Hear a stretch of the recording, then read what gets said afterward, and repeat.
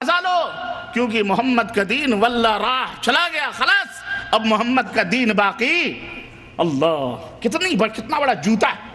اس حقیقت کا علم ان یہودیوں کو ہے، لیکن یہودیوں کے گزنت، یہودیوں کے ڈسے ہوئے یہ ملا نے اس حقیقت کو نہیں سمجھ رہے۔ اللہ کے نبی نے لعنت بھیجی، کہا تمہیں اس لعنت میں ملوث کریں گے۔ اللہ کے نبی، اللہ نے قرآن میں کہا کہ انہوں نے اپنے مولویوں کو رب کا درجہ دیا ہوا، کہا چلو تمہیں بھی ہم عقیدت و محبت کے نام پر رب کا درجہ دیا ہوا۔ اللہ تعالیٰ، اللہ کے نبی صلی اللہ علیہ وسلم نے ہر بدعت کو گمراہی قرار دیا۔ انہوں نے کہا نہیں، بدعت بھی اچھی بدعت ہوتی۔ ہم نے کہا کوئی سنڈاس بھی اچھا ہوتا ہے، گو ہے، سنڈاس ہے، گندگی ہے، یہ بھی اچھی ہوتی۔ ہمارے مولویوں کہا یہ بھی اچھی ہے، تو ان کو بولو حلوہ ماٹا کھا لو، حلوہ سمجھ کر کے۔ اور مولانا اشرف علی صاحب تھانوی نے لکھا ہے کتاب میں، شمائم امدادیہ، مولانا امداد اللہ مہاجر مکی، ان کے حوالے سے میں بتاؤں، کرامت یہ بھی ہے، سنو، کہا کہ ہر روپ دھارن کر سکتے ہیں آپ۔ کہنے لگے کہ حضرت جنید بغدادی رحمت اللہ علیہ ایک دفعہ بیٹھے ہوئے تھے، یہ مولانا امداد اللہ مہاجر مکی، یہ وہ گائے ہے جس کا دودھ، جس کے پیٹ سے 2 بچے پیدا ہوئے۔ یہ حقیقت ہے اور میں بیان کر رہا ہوں، یہ عرس اور میلے کا بھی اسی سے تعلق۔ اس کے پیٹ سے 2 بچے پیدا ہوئے، ایک دیوبند میں اور ایک بریلی میں۔ یہ دونوں بیٹھ گئے بریلی میں، خان صاحب وہاں ہیں، وہاں خان صاحب ہیں، اور یہاں شیخ صاحب ہیں، شیخ صدیقی۔ کون ہے؟ شیخ۔ یہ شیخ اور پٹھان کی لڑائی ہے اور کچھ لڑائی نہیں ہے۔ اور واللہ بدلا، یہ شیخ اور پٹھان کی لڑائی ہے، یہ دین کی لڑائی۔ دین تو اس لیے انہوں نے بنا لیا ہے تاکہ روٹی بوٹی اگر ادھر جا رہی ہے تو ادھر بھی روٹی بوٹی آئے، ورنہ یہ دونوں ایک ہی رخ کے، ایک ہی سکے کے 2 رخ ہیں، ایک ہی روپیہ ہے، اس کے 2 رخ ہیں، ادھر دال ہے اور ادھر با ہے۔ بریلی میں بے ہے اور دیوبند میں بولو، اور ان دونوں کو ملا لو تو کیا ہوتا ہے؟ انگریزی میں بھی بیڈ ہوگا، اردو میں تو بد آتا ہی ہے۔ عاقل صاحب دیوبند کے، ان کو تکلیف ہوتی ہوگی، لیکن توبہ کر کے آ گئے ہیں ادھر، مکہ مدینہ آ گئے ہیں، سمجھ رہے ہیں؟ خیر، برا نہیں لگنا چاہیے، یہ ریفریشمنٹ ہے جو میں دے رہا ہوں، اور یہ ویسا ریفریشمنٹ نہیں ہے جو بچوں کو چاکلیٹ کھلانے کا، یہ حقیقت ہے۔ اس کی تہوں میں جاؤ گے تو تمہیں یہ حقیقت ملے گی۔ تو حاجی امداد اللہ مہاجر مکی فرماتے ہیں کہ جنید وقت، اگر میں وقت کا نام لوں تو ہمارا ایک بھائی اس میں بیٹھا ہوا ہے، اس کا دل کٹ جائے گا۔ وہ کہے گا میں پہلے کہتا تھا کہ اثر بات سے پروگرام تم لو، لیکن تم نے مغرب بات سے پروگرام رکھا ہے۔ خیر یار، آپ زندہ ہیں، میں زندہ ہوں، تو انشاءاللہ صحبتیں بڑھتی رہیں گی انشاءاللہ، ہے کہ نہیں؟ جلدی کی کیا ضرورت ہے کہ نہیں؟ دین کو سمجھنا 23 سال میں اللہ کے نبی نے اسلام کو سمجھایا ہے۔ کتنے سال میں؟ 23 سال میں۔ اور یہاں ہم 23 سال میں جب سمجھنے والے ہوتے ہیں تو ٹپک جاتے ہیں۔ ارے بچپن کا 23 سال تک تو بچے ہی رہتے ہیں، 30 سال تک، اس کے بعد 23 سال کتنے ہو گئے؟ 53-60 تک پہنچتے پہنچتے تو دانت ٹوٹ جاتے ہیں، آپ کس چکر میں پڑے ہوئے ہیں؟ عقل بڈھی ہو جاتی ہے، تو جب سمجھنے کا وقت ہوتا ہے تب عقل بوڑھی ہو جاتی ہے، اور جب عقل بوڑھی ہو جاتی ہے تو اس کے دماغ میں کچھ نہیں آتا ہے۔ کہتے ہیں کہ جنید بغدادی رحمت اللہ علیہ بیٹھے ہوئے تھے، اتفاق سے سامنے اور جلال میں تھے، ایک کتا گزرا، آپ نے اسے گھور کے دیکھا، پورے انوار منتقل ہو گئے ادھر۔ اب تھوڑی دیر گزری تھی کہ اس کتے کے پیچھے 50 کتے، وہ کتا جا کے کسی میدان میں کنڈلی مار کے منہ لپیٹ کے بیٹھ گیا۔ اب حضرت فرماتے ہیں کہ اس کے چاروں طرف ہم نے دیکھا کہ سارے کتے بیٹھے ہوئے ہیں، بالکل مراقبے میں۔ کہنے لگے یہ کیا ماجرا ہے؟ کہا حضرت نے کتے کو دیکھا، وہ کتا ولی ہو گیا، اب اس کتے نے جس کتے کو دیکھا وہ سارے ولی ہو گئے۔ تو اور اللہ کی قسم بتلا رہا ہوں، طاہر القادری اس زمانے کا ایک بہت بڑا دجال ہے،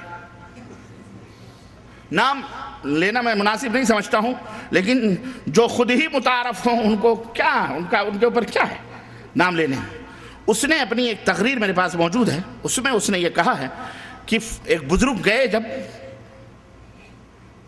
مدینہ تو دور ہی سے روتے ہوتے فضائل بیان کر رہا ان حضرت کے درگاہ، تو دیکھا کہ سائے گنبد خضرا میں ملگجے اندھیرے میں چند کتے بیٹھے ہوئے تھے، تو حضرت بھی چند کتے بیٹھے تھے تو حضرت بھی جا کے آلتی پالتی مار کر ان کتوں میں بیٹھ گئے، اور کہتا ہے میں تو حضور کے دربار کا کتا نہیں کترا ہوں، کترا، کتے کی بھی تصغیر کترا، کہتا ہے میں تو کترا ہوں، کترا حضرت کے چوکھٹ کا۔ حضرت جا کر کے اس کتے میں بیٹھ گئے، لیکن وہ کتے بھاگے نہیں، کیوں؟ وہ معمولی کتے تھوڑی تھے، وہ کتے ہوتے تو نہ بھاگتے۔ اوہ نبی کے گنبد خضرا میں سائے میں آرام، وہ کتے نہیں تھے، وہ نہ جانے کہاں سے آئے ہوئے اولیاء اللہ تھے جو وہاں آرام کر رہے تھے، بھاگے نہیں، اس لیے وہ کتے نہیں تھے، بھاگ جاتے تو وہ کتے ہوتے۔ ہم نے کہا تو اپنے بزرگوں کو کتا کہہ لے، تو کتا، تیرا باپ کتا، ابن الکتا، کتے کا کتا کتا ہی ہوتا ہے، تو مومنوں کو کتا نہ کہہ، یہ کتے کی نسل ہوگی اس لیے یہ کتے۔ اسلام میں کوئی مسلمان کتا نہیں ہوتا، کتے کتے ہوتے ہیں، اس لیے ان کی زبانوں سے بھی ہوئی کتے والی بات نکلتی ہے۔ میں کہتا ہوں تو کہتے ہیں ربانی کتا کہتا ہے، میں کیوں، میرے باپ کو کیا پڑی کسی کو کتا کہنے کی؟ وہ خود ہی اپنے آپ کو کتا کہتا ہے، جو خود ہی اپنے سر پہ جوتا مارے اس کو جوتا مارنے کیا فائدہ؟ وہ اللہ نے زندگی میں لعنت رکھی ہوئی، تو آپ اس کو لعنت کر کے کیا پاؤ گے؟ عرض کرنے کا مطلب یہ ہے، اس طرح سے ایک بزرگ تھے، کہا حضور آپ کیسے کتا بن جاتے ہیں اور کیسے انسان بن جاتے ہیں؟ اگر آپ کے پاس یہ کرامت ہے تو یہ حلوہ رکھا ہے نا، اور یہ پیخانہ رکھا ہوا ہے، آپ انسان ہیں کیسے کھا سکتے ہیں؟ اس نے حلوہ اٹھا کے کھا لیا، کہا میں انسان ہوں، اور تھوڑی دیر میں سنڈاس بھی کھا لیا کہ دیکھو میں حیوان بن گیا، کتا بن گیا تو سنڈاس بھی کھا سکتا ہوں۔ تو کہا انسان بن کر کے حلوہ کھا لیا اور کتا بن کر کے سنڈاس کھا لیا، دونوں ہو گیا۔ تو یہ عرض کرنے کا مطلب یہ ہے کہ یہ وہ گائے ہے۔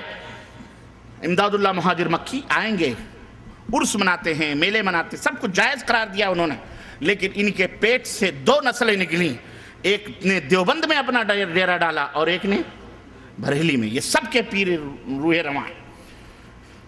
عرض کرنے کا مطلب یہ ہے کہ یہودیوں نے ہمیں کہاں کہاں، یہ 22 رجب المرجب امام ابو حنیفہ کے استاذ امام جعفر صادق جن کے نام کی فقہ بھی بنی ہے، فقہ جعفریہ، استاد کی فقہ نہیں مانتے، شاگرد کی فقہ لے کے چلتے ہو، نہیں سمجھ آئی؟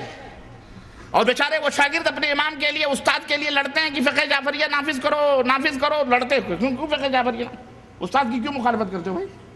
نہیں کرنی چاہیے، لیکن بہرحال چونکہ اپنا مفاد وابستہ ہے، مصلحت ہے، اس لیے لڑتے ہیں، لیکن ہیں سب ایک چٹے بٹے۔ عرض کرنے کا مطلب یہ ہے کہ امام جعفر صادق کا نہ 22 رجب کی پیدائش ہوئی، نہ موت ہوئی، نہ کچھ کوئی رشتہ اور تعلق نہیں۔ پھر کیا ہے؟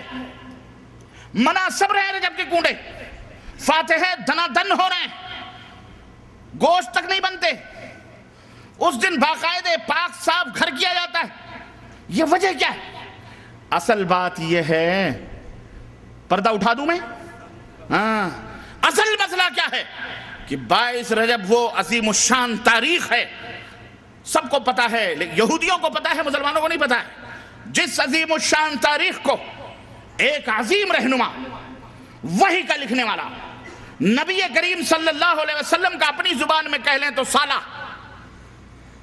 جس کی بہن ام حبیبہ نبی کریم صلی اللہ علیہ وسلم کی زوجیت میں، جس کا باپ بھی صحابی، جس کا باپ بھی صحابی، وہ خود بھی صحابی، 20 برس تک جس نے پوری اسلامی سلطنت میں بلا شرکت غیرے حکمرانی کی ہے، اور جس کی حکمرانی کے دن سونے کے پنوں پہ لکھنے لائق 22 رجب المرجب کو وہ مبارک ہستی جو نبی کے وحی کو لکھا کرتی تھی، کاتب وحی، صحابی رسول کا بیٹا، عظیم جرنیل اور کرنیل کا بیٹا، خود بھی جرنیل، اس کا بیٹا بھی جرنیل، خود بھی 22 رجب کو وہ حادثہ سانحہ ہوا، وہ حادثہ فاجعہ ہوا جس دن اس شخص کی وفات ہوتی ہے اور وہ اس دنیا کو الوداع کہہ کر کے اللہ مالک حقیقی سے جا کے ملتا ہے۔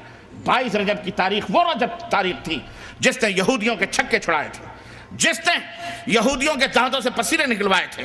وہ تھے کون معلوم ہے؟ سیدنا امیر المومنین معاویہ ابن ابی سفیان رضی اللہ تعالی، زور سے کہو رضی اللہ تعالی، زور سے کہو رضی اللہ تعالی عنہما، تاکہ دشمنان کو چرکے چلیں سینوں پر، چرکے چلیں، ان کے یہودیوں کو بھی چرکے چلیں۔ اور یہودیوں کو کیا نسبت ہے؟ لیکن انہوں نے جو ذریتیں چھوڑی ہیں اپنی اولاد، جو امیر معاویہ کو گالیاں دیتے ہیں، ان کے بیٹوں کو گالیاں دیتے ہیں، ان کے سینوں کے اوپر چرکے چلائیں۔ وہ اپنے آپ کو مسلمان بھی کہتے ہیں۔ ہم کہتے ہیں جو صحابہ کو گالی دے، جو صحابہ کی توہین کرے، اس کا اسلام میں کوئی حصہ ہو سکتا ہے؟ یہ ہے 22 رجب، کہا عنوان دیا فاتحہ، اللہ رجب کے کنڈے بھرو، بزرگ امیر جعفر صادق کے فاتح۔ اس طرح سے تمہیں ہر میدان میں گمراہ کیا گیا، جو ولی نہیں اس کو ولی بنا دیا گیا، کھوتے شاہ، توتے شاہ، رنگیلے شاہ، برہنہ شاہ، گھوڑے شاہ۔ حیدرآباد میں اللہ کی قسم میں نے گھوڑے کی بھی خبر دیکھی ہے، بلکہ سراپا گھوڑا ہی بنا دیکھا۔ حیدرآبادیوں ڈوب کے چلو بھر پانی میں مر جاؤ، غیرت ہونی چاہیے تمہیں۔ حد ہوگی، ہو نکو نام جو قبروں کی تجارت کر کے کیا نہ بیچو گے جو مل جائیں صنم پتھر کے۔ استغفر اللہ، کون سی گلی! اور یہ نظامیہ، فتاوی نظامیہ، اہل حدیث لکھا ہوا، اہل حدیث یہ مرتد ہیں، کافر ہیں، دائرہ اسلام سے باہر ہے۔ دیکھیے فتویٰ آیا ہے جامعہ نظامیہ کا، یہ جن کے سر سے لے کر پیر تک شرک و بدعت کی گندگیوں میں، غلاظتوں میں جو ڈوبے ہوئے ہوں، وہ چوہڑے اور چمار ہمیں چلے ہیں آنکھ دکھانے کے لیے، جن کی باتوں کو جوتے کی نوک سے اڑانا بھی میں جوتے کی توہین سمجھتا ہوں، بڑی دور کی بات رہی۔ ایسے لوگ چلے ہیں ہمیں کافر اور مشرک اور دین بد مذہب اور غیر مقلد اور پتہ نہیں کیا کیا کہنے کے لیے، جن کا ذکر بھی کرنا میں گناہ سمجھتا ہوں۔ لیکن حد ہو جاتی ہے جب تکلیف ہوتی ہے دین الہی، دین اللہ کے دین کے نام پر جب یہ ڈھونگ دھتورے ہوتے ہیں اور قرآن و سنت کو چیگم کی طرح کھینچ تان کر اپنے مقصد اور اپنے مفاد کے لیے جب استعمال کیا جاتا ہے تو ضرورت پڑتی ہے کہ اس کا آپریشن بھی کیا جائے، ہے کہ نہیں؟ میرے عزیزوں، میرے دوستوں اور بھائیوں، ایک بات یاد رکھو کہ اللہ تبارک و تعالیٰ نے بہت ساری نعمتوں سے ہمیں نوازا ہے، اور جو عظیم نعمت اللہ عز و جل نے ہمیں عطا فرمائی ہے، حضرت محمد الرسول اللہ صلی اللہ علیہ وسلم کی شکل میں، صورت میں، یہ رب کی شفقت اور رب کی مہربانیاں اور رب کی عنایتیں ہیں کہ اس رب ذوالجلال نے ہمارے لیے بہت بڑا انعام، بہت بڑا احسان ہمارے اوپر فرمایا کہ ہمارے درمیان ہمیں میں سے اپنی عبدیت اور غلامی کروانے کے لیے، صحیح راستہ بتلانے کے لیے ہمیں انسانوں میں سے، بشروں میں سے، اولاد آدم میں سے، ابنائے آدم میں سے ایک ایسا اولو العزم پیغمبر بھیجا، ایک ایسا نبی بھیجا جس نے اپنی نبوت کے صرف 23 سالہ دور میں انسانیت کی جس نے کایا پلٹ دی، صرف 23 سالہ برس کی جد و جہد انسانیت کی کایا اس نے پلٹ دی۔ نادان اور ناقدر شناس انسان نے خود اپنی شرافت اور کرامت کے گوہر نایاب کو معاصی، گناہوں اور بدکاریوں کی جن نجاستوں اور غلاظتوں میں لت پر کر دیا تھا، اس کو اس نبی نے پاک و صاف کیا، اس نبی نے پاک